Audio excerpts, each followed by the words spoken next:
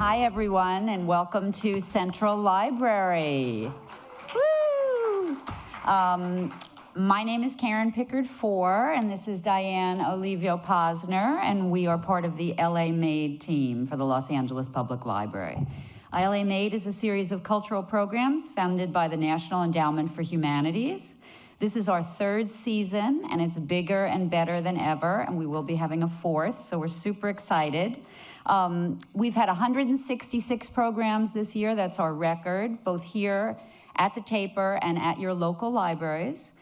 Please consult the library's website at www.lapl.org/LAMade for upcoming programs. So check out our website to see our offerings.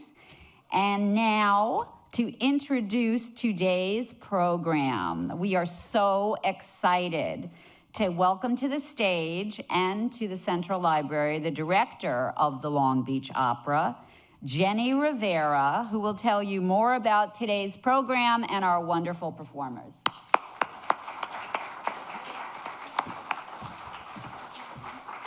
Good afternoon. So happy to see you all here today, and I won't tell anyone about my library find since I just heard her talking about the library. I'm from the Long Beach Opera, and if you don't know anything about our company, we're actually the oldest continually operating opera performing organization in the LA area. We've been around for 40 years. This is our 40th anniversary season. And Long Beach Opera is committed to relevant, thought-provoking storytelling through the medium of opera.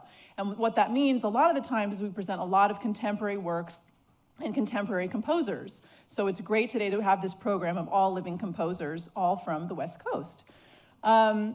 This season at Long Beach Opera, all of our operas center on the themes of justice. And our season culminates in the world premiere of the Central Park Five. You might have seen our poster out in the front. The Central Park Five were some teenagers in the 1980s in New York who were wrongfully accused and convicted of a crime that they didn't commit, and this tells their story in a brand new opera. And the composer of that opera, Anthony Davis, is going to be featured on today's program, and Nathan is going to be singing one of the arias from one of his pieces.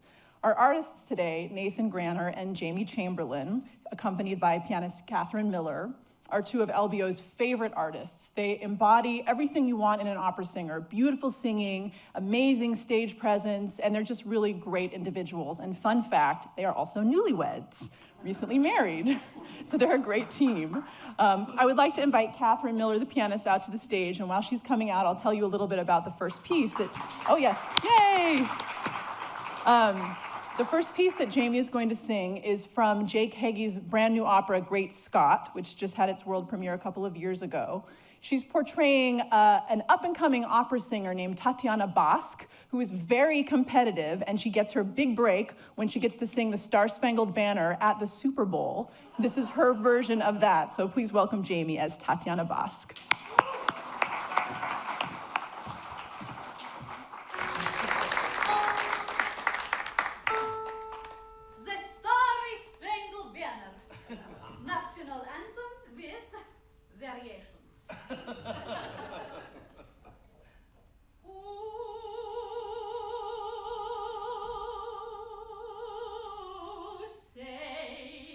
Oh, say, can you see?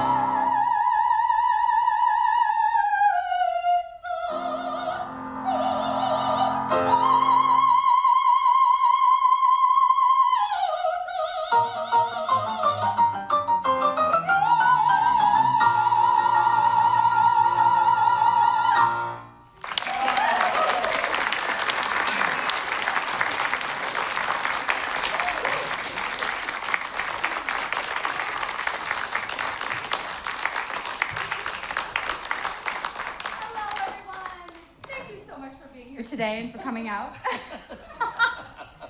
Oh, that was the first time I performed that piece in public. So that was really fun. The first time I heard it, I completely fell in love with it. If you can't tell, I like to show off a little bit. But you know, that's part of being a soprano, right? So in opera, sopranos are the ones that get to do the showing off a little bit more than other voice types, except maybe tenors, and we'll have one of those later. He also happens to be my husband.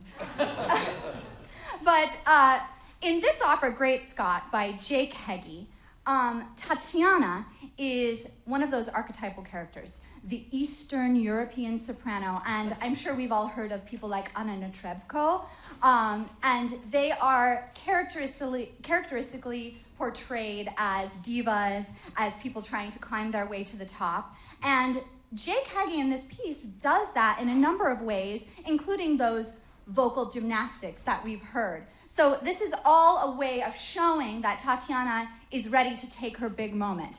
And so we've all heard those renditions of the Star Spangled Banner at the Super Bowl. Oh boy, the one last year was pretty controversial, right? And this is the operatic take on that. So a little bit about Jake Heggie.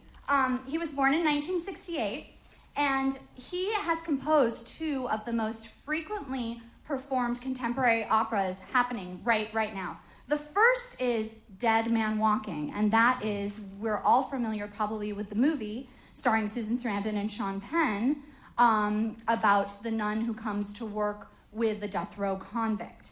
And that has resulted in a wonderful opera that has been performed very frequently. And Jake's other opera that is being done all over the place now is Moby Dick. And that's another grand story, completely fit for the operatic stage. LA Opera staged it a couple of seasons ago, if you happen to catch that.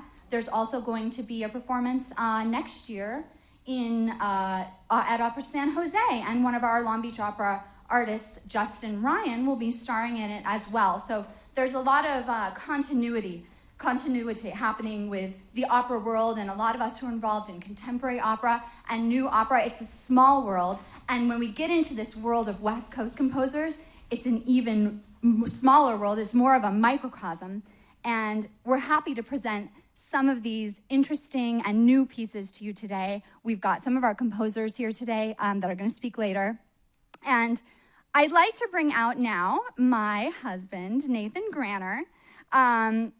He and I are both graduates of the UCLA School of Music. Hi. So we're both graduates of the UCLA School of Music, like composer Jake Heggie, who we just heard. And it's the perfect time now to talk about Anthony Davis, the composer of the Central Park Five, and the excerpt that we're going to do from his opera, Lilith. That's right.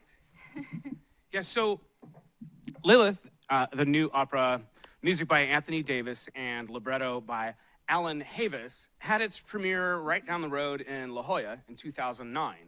It's a mix of contemporary classical, blues, and jazzy sonorities, and has a propulsive Cuban rhythm to it. It was Davis's fifth opera.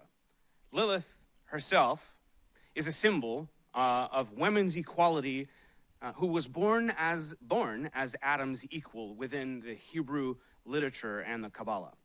Set in both biblical times and present-day New York, Lilith places Adam's legendary first wife at the center of a devious parable about marriage and sexual politics.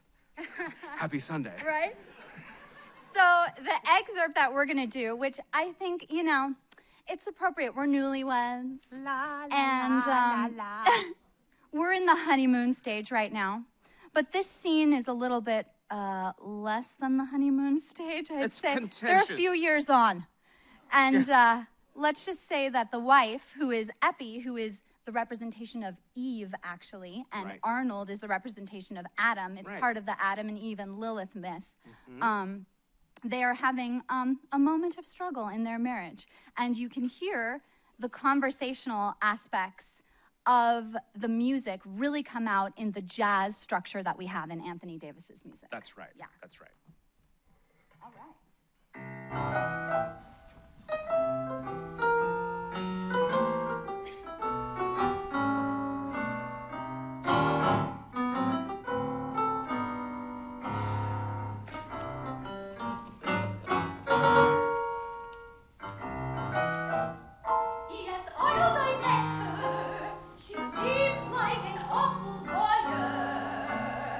let go. A voice like a reptile, as green as a crocodile. She calls herself Claire. You said Claire. Claire, Claire, Claire. You know that girl has flair. Claire, Claire, Claire. With horror-filled makeup and gel, with a sharp smile from hell. That bitch you've been flirting with at work gossips about you like you're a jerk. She first approached me right after lunch. Was it her idea or yours? You're so suspicious. You told her intimate details. Like what? She seems to know everything about us. You can tell me to ignore her, but I can't. You must stop meeting strange women. Stop meeting strange women at work. Why are you suspicious? It's the way you look at other women. None are prettier than you. She made a crazy request. Did she? They all disperse I refused her. Good. Don't you want to know what she asked? No. She wants you for one night. Yes. She wears the strangest perfume. I sense that you know her. I don't believe you. All this trust can't be. She'll be back. She'll be back. Other men may roam. Give me some credit. In fact, last week I put down a deposit on a farm, safe from harm.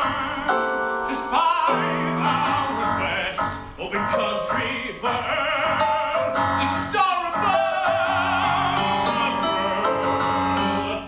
You went with a realtor without me. It's a mystery. It was to be a surprise. Right so far with that witch.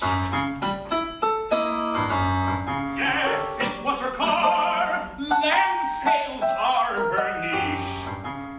What cold eye she has, like a serpent in captivity. All right, I'll meet this woman. Find out what's up. If you're going to meet her, I want to be there. Why? I get to cross-examine because she could eat you up in one bite.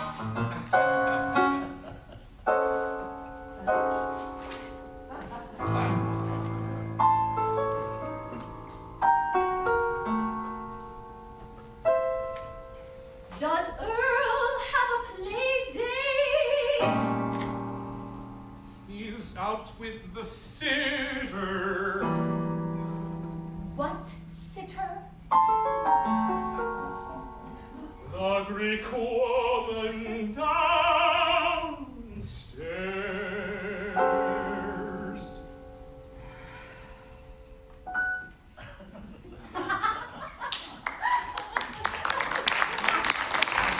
So that was a little teaser of the sound world that you might hear if you come and see our opera, the Central Park 5, next year. And now we have a very, very fun scene for you from this mini opera. It's like a one-act opera. It's a very short piece. And Nathan actually did the world premiere of it and workshopped it, which when you workshop something in the opera world, this is a great thing to know, actually. Frequently, composers and opera companies, when they're commissioning a piece, will bring artists in to do a preliminary workshop of a piece to really get an idea of, are the vocal lines working? Is the orchestration working? Is the plot coming through? What can we cut? What can we add? So Nathan was actually a part of the first iteration of this very opera. And tell us a little bit about your experience working with Hunter. Sure. Hunter Long, now I'm originally a Kansas City guy, but we both, Hunter and I, have relocated to this fair region, LA. We're living in NoHo. So when we were putting together these like 6 short opera pieces in Kansas City, and this particular one is the Kanye and Kim and Kanye opera, which I thought was superiorly funny. I got to play Kanye for the first time, so this is like around the same time, when you guys remember when Kanye was on television with Mike Myers, and he was like, George Bush hates everybody, hates black people, and and then he runs up on the stage during the VMAs. It was the VMAs when Taylor Swift was accepting an award. That's right. And he ran up, and the signature line that he said, I'm gonna let you finish. To Taylor. But So then he like grabs the microphone. So we're all in this. Beyonce got robbed. Yeah, Beyonce. So all of a sudden we're doing this opera about Kim and Kanye, and this is a fictional account. However, Yeah. strangely, So what you'll notice, and I want to read some of it to you. The name of the piece is called Fair Looks and True Obedience. And that is actually a quote from Shakespeare. It's from The Taming of the Shrew. And it's from Catherine's final speech at the end of the opera after she has been tamed by Petruchio. And she says, I am ashamed that women are so simple. So imagine, if you will, we're kind of taking the character of Kim and the idea of Kanye, and we're putting them in this classical setting. So we've got a big juxtaposition. It's like pop culture and classical. And when you hear Kim and Kanye now recite their vows to one another, which you'll hear in our piece, that is actually a quote directly from A Midsummer Night's Dream. So I want to just say the words for you right now. I swear to thee by Cupid's strongest bow, by his best arrow with the golden head, by the simplicity of Venus' doves, by that which knitteth souls and prospers loves, by all the vows that ever men have broke, in number more than ever women spoke. In that same place thou hast appointed me. Truly will I meet with thee. So we're going to hear Kim and Kanye reciting these beautiful words to one another in this ultimate sort of juxtaposition of pop culture and classical culture. right? And you'll hear, and we'll get singing here in a real quick. And you'll hear in the vows, it's actually the music is based on this pop tune, "Keen on Boys," by an album called "Lesser Matters" by the Radio Department. So the composer is stealing, yeah, but he's like, steal from the best, and it sounds great. Can't wait for you to hear it. So let me get all prepared here. Are we prepared? Okay, we have to get in character. I'm taking a selfie.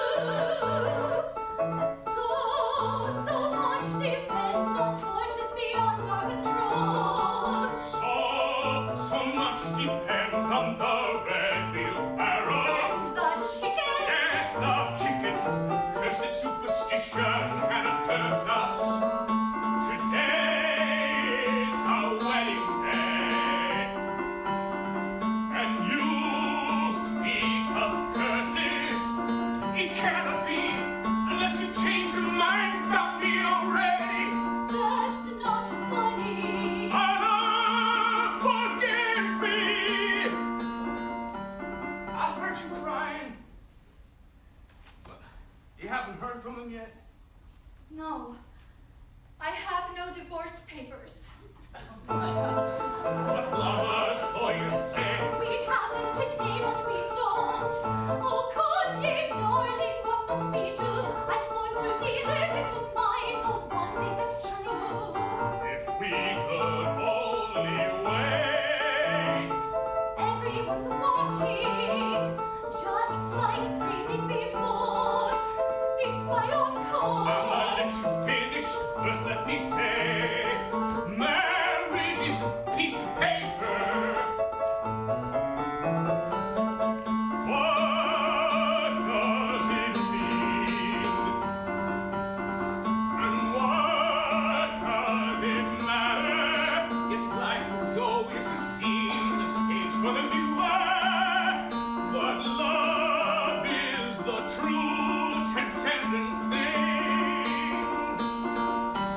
You belong to me.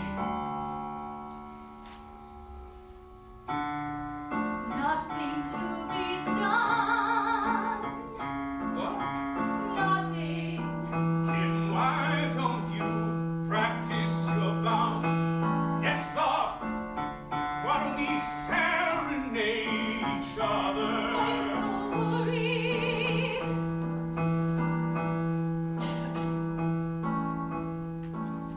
Just sing me.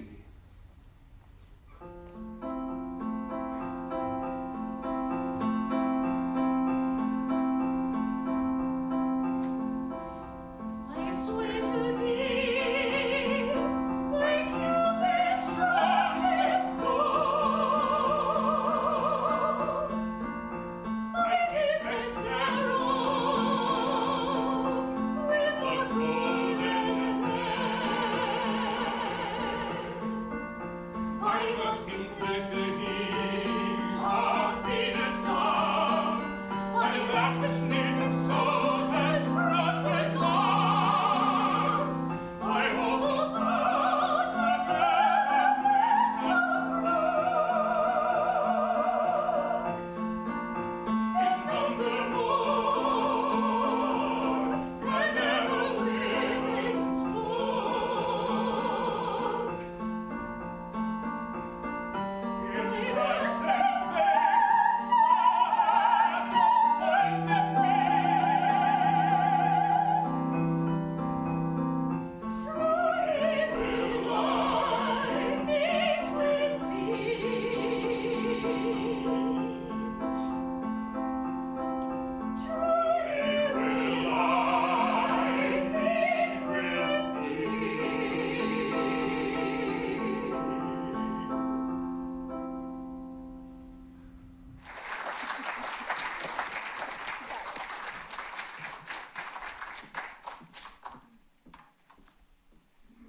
Well,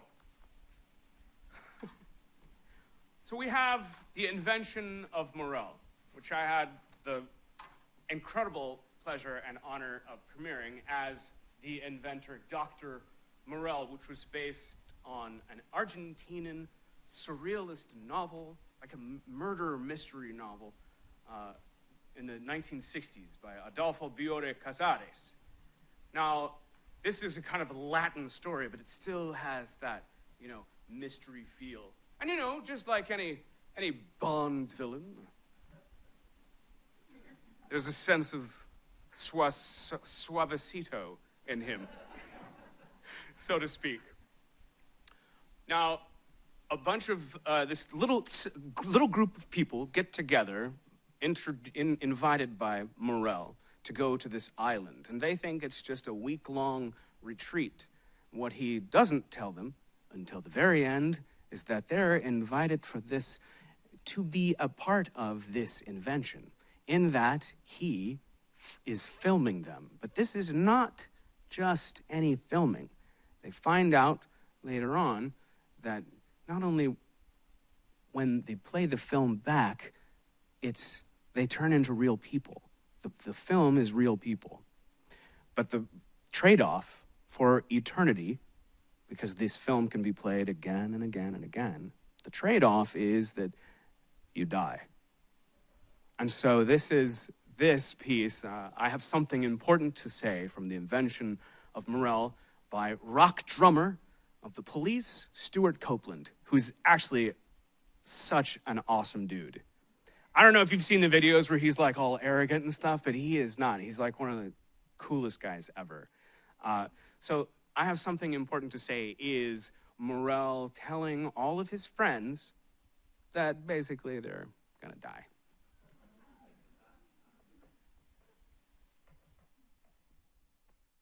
I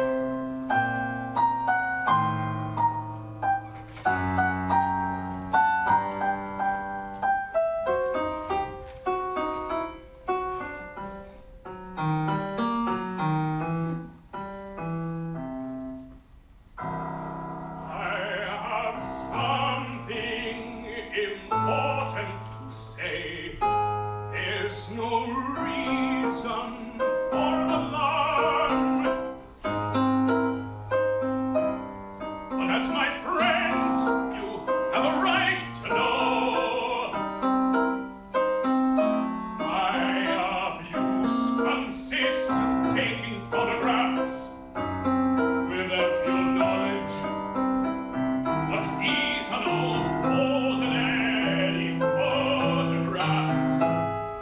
They will last forever. In these photographs, you will live forever.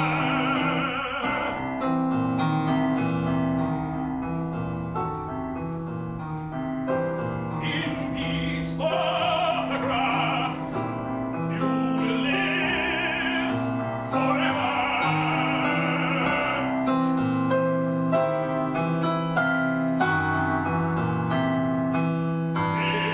Imagine a scenario in which our life, these 7 days, is replayed in every detail. We will live in this scenario forever. Do you remember, dear Charlie? Well, I have him. If you'd like to see him, I can show him to you. He was one of my first successes.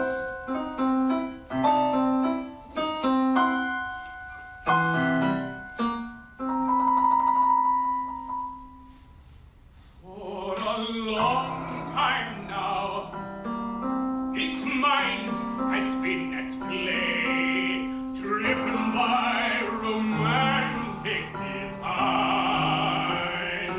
It began as a trifle of mine that became an intricate design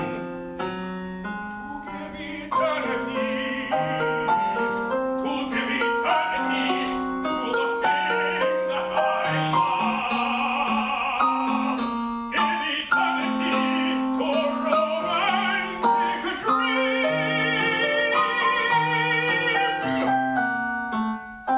I have touched the very atoms of life for reassembly, for recreation.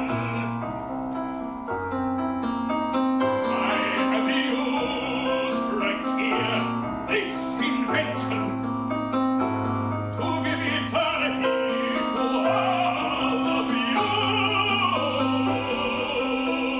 These are not just images, they are of souls. Every particle of everything is counted, and every soul is subsumed. More than a perfect picture of you, more than the most complete replication, it is complete reality. You cannot conceive of what I have achieved. Your bodies will die out there in the world, but your souls will live here forever.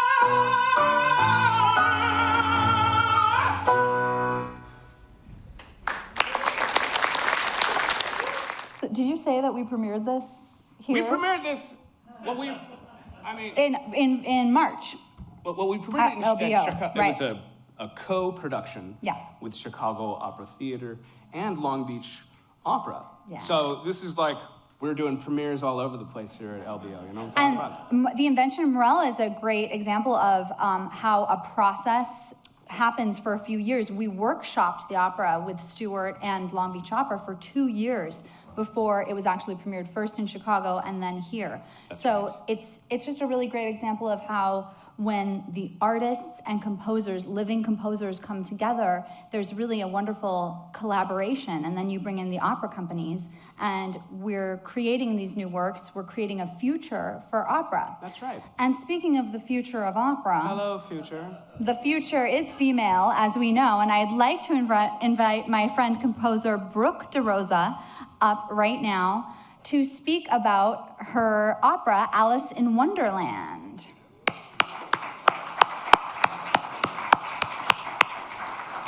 So Brooke is a beautiful soprano, and she's also an accomplished conductor and composer.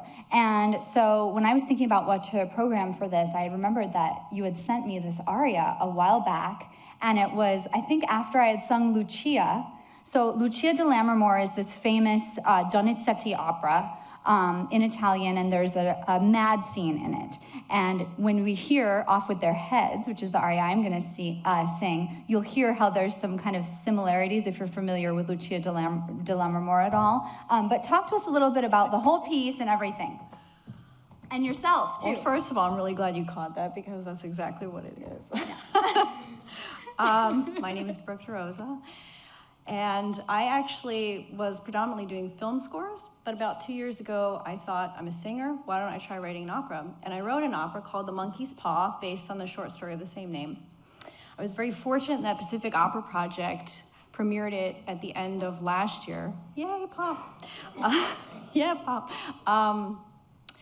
And that's gone on. And for my second opera, since that was so dark and kind of scary, I thought, okay, diametrically opposed, what would it be? Family friendly.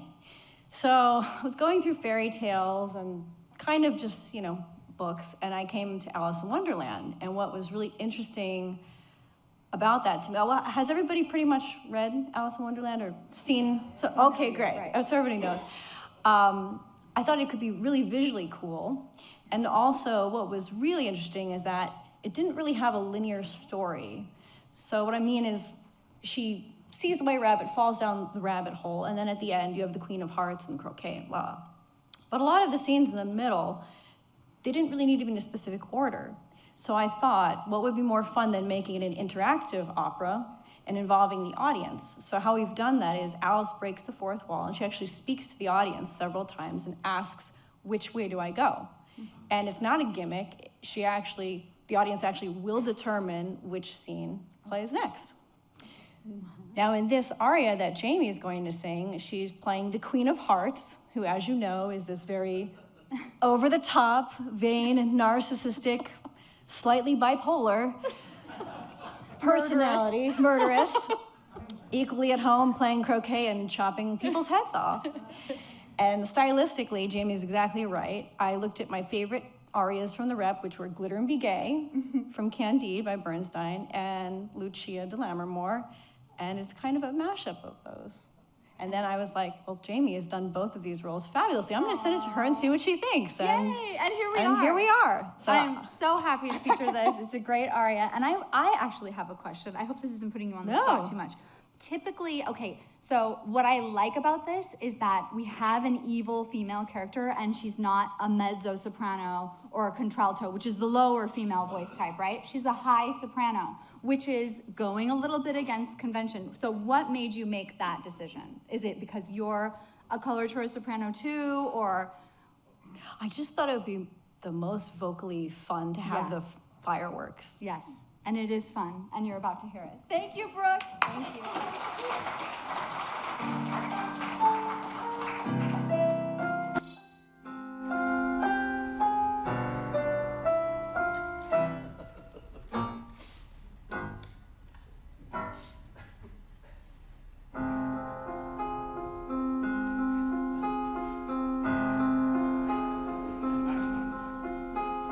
Once there was a time when I was beautiful.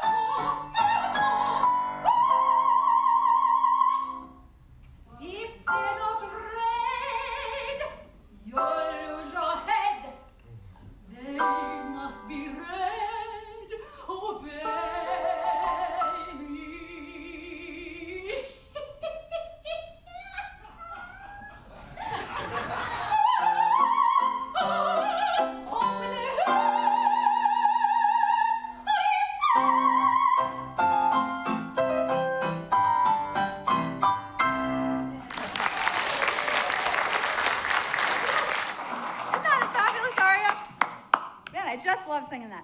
All That right. was amazing. Yay! That was amazing. So we are so lucky to also have composer Kenneth Wells here. Dr. Kenneth Wells. Kenneth Wells, my friends. Come on up, Ken.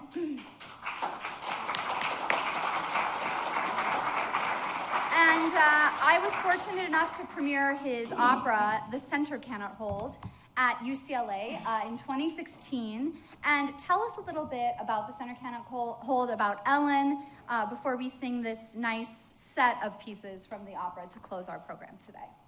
Great. Well, first, thank you, Jamie and Nathan and Long Beach Opera, for including me. I'm a psychiatrist on faculty at UCLA, the RAND Corporation, and the VA.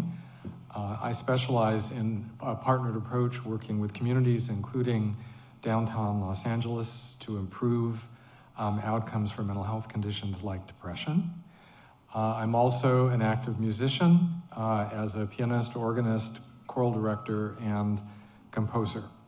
At 12, I decided that someday I would write an opera, but when I started that later in my life, it took me nearly 20 years to figure out how to do that. For my first one, The First Lady, performed in 2010 at UCLA.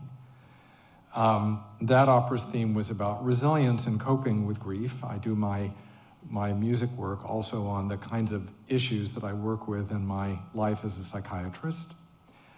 I invited distinguished women leaders to speak before each performance of that opera, which was about Eleanor Roosevelt, and one of them was USC law professor Ellen Sachs, who had recently won a MacArthur Genius Award for her legal scholarship on the rights of people with mental illness, as well as her courage in publishing her acclaimed memoir on living with schizophrenia, The Center Cannot Hold. While driving her home after the opera, she said, "That was great, we should collaborate." And I said, "On what, a research project or an opera?" And she said, "Both." Our research project was not funded, but we did complete the opera, and it was performed at UCLA in 2016, featuring Jamie as the young Ellen and Rebecca Showall, who's here, as the Professor Sachs from USC. The process of turning Ellen's memoir into an opera had its challenges for me, including finding a musical voice to convey psychosis while also promoting empathy to overcome the social stigma of mental illness, which was one of my goals. And for this, I used the device of the three Ellens: the young Ellen, the Professor Ellen, who was the narrator, and the lady of the charts, or the psychotic Ellen. And then another challenge was fleshing out the voice of the providers, which I did based on my own experience. And Ellen told me after the premiere, which was the first time she had heard the music, that the experience of reliving her life and the hospitalization was very painful, but felt that I truly captured her stories and the issues that kind of became her life as a spokesperson. At the premiere, just to mention it, the president of National Mental Health America was there and decided that this opera would become their arts project. So it's been streaming online ever since at www.mentalhealthamerica.net/opera. If you want to see the whole opera, you can see it anytime. As Ellen noted, the opera doesn't tell the whole story of how she was able, despite schizophrenia, to realize her life goals, as Freud put it, of satisfaction in work, play, and love. That would take a sequel, which I'm now composing. The Center Cannot Hold Part 2, Recovery. Today, Jamie will begin with an excerpt from Part 1, the completed opera. Then she and Nathan and colleague bass baritone Scott Levin will sing 2 excerpts from the new Part 2, and this will be its West Coast premiere. And now I'm going to provide a brief narration to set the stage while everyone gets ready. Yeah. Okay, and then I'll leave. Ellen Sachs, Yale law student, has a psychotic breakdown, hearing voices and having delusions, and is hospitalized. She's considered dangerous and tied down for long periods in restraint. She is medicated and given a diagnosis of paranoid schizophrenia and tries several times to escape the hospital. She eventually talks with other patients, and one advises her to control her symptoms, even if she has to pretend, in order to move on and leave the hospital. She begins to imagine a future with some hope in the aria, "I could be that person."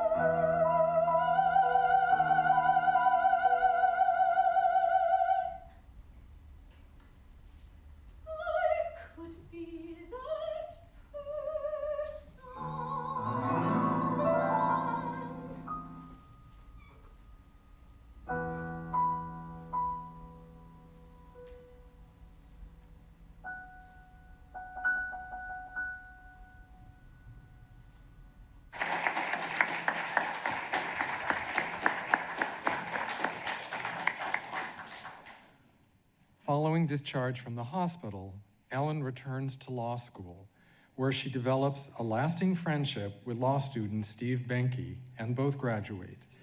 After publishing an article on restraints, Ellen accepts an offer as assistant professor at USC Gould School of Law. On arriving, she visits the law library. She drops a book and meets librarian Will Vinay as their hands touch. Will is amazed. Later that day, Ellen's friend Steve, now a psychology graduate student in Michigan, learns from Ellen by phone of her surprise encounter with the law librarian. Ellen, Will, and Steve, each in their own private space, reflect on the meaning of that moment. The library scene from part 2.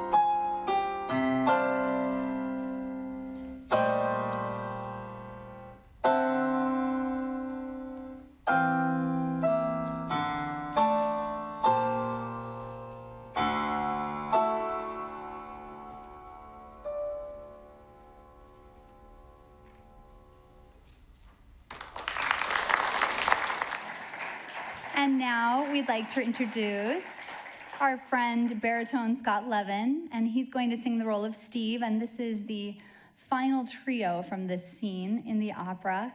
It's also the final piece of our program today, and Ellen and Will and Steve, Ellen's friend, are reflecting on the moment, hearing about it and experiencing it, that one moment in life that changes everything. We'd like to thank you so much for coming on today, and we'd also like to thank the Central Library and also Long Beach Opera for helping us and collaborating with us and bringing this special